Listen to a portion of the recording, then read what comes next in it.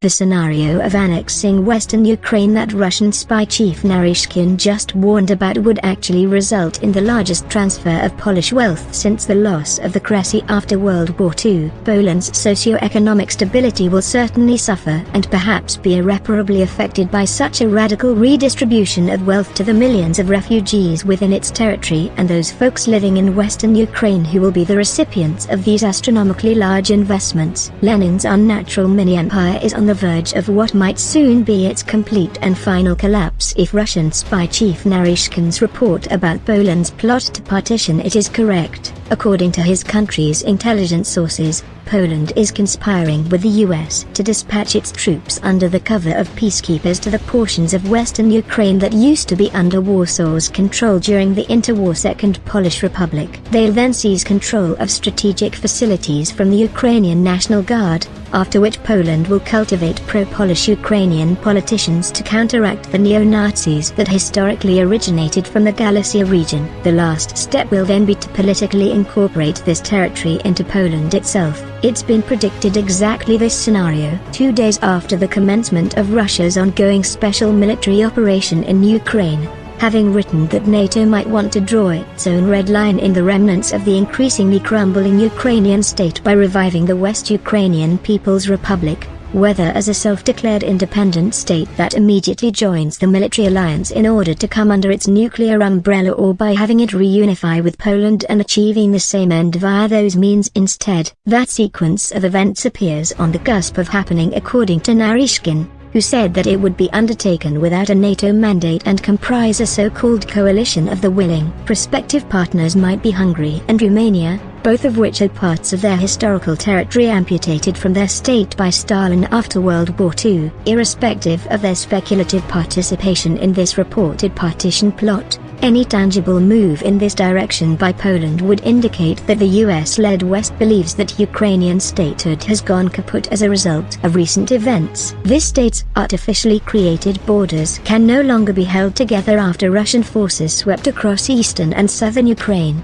where they've remained for over 60 days despite NATO's proxy war on Russia through Ukraine that Secretary of Defense Austin all but officially admitted to just the other day. While there are certainly some ultranationalists in Poland who'd like to see Western Ukraine reunited with their country, this scenario actually entails considerable economic and reputational costs for the ruling Law Justice Party. PIS is actually a fake conservative nationalist movement that's really just another liberal-globalist front for the European elite. In particular, Orban's conservative multipolar example exposes Kaczynski as a liberal-globalist fraud, especially after Poland's Ukrainization put the final nail in PiS-fo nationalist project. Poles have become second-class citizens in their own country while Ukrainian refugees are paraded around as first-class citizens. They're so privileged that they receive a vast array of state benefits, including housing, transportation, food, and even priority for emergency medical operations above local Poles who've waited a while to receive such life-saving treatments. In a sense,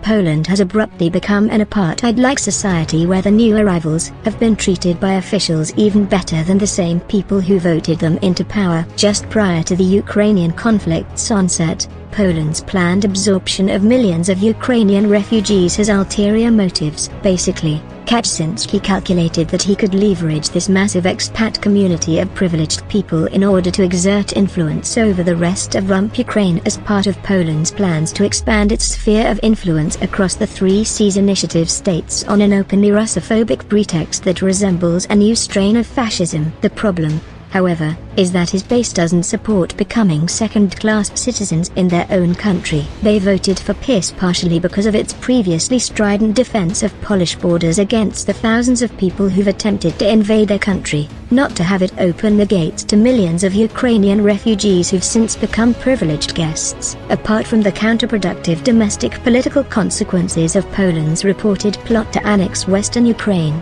there's also the obvious economic ones too. Depending on how much territory is taken, upwards of 10 million people might be added to Poland's population on top of the over 3 million refugees that it's already hosting, not even counting the costs of ensuring those people's general welfare. Ukraine is generally considered to be a lot poorer and less developed in all respects than Poland, including its western region that's regarded as a lot better than its other parts. The costs of incorporating this territory and its people into Poland could be billions upon billions of dollars. Up until this point, Poland was the best performing Central Eastern European CEE economy, though it's now experiencing its highest inflation in over 2 decades. Furthermore, its refusal to comply with President Putin's geo-economic judo move demanding payment for gas in rubles is directly responsible for Europe's worst-case economic scenario that'll in all likelihood lead to a further increase of prices, more unemployment,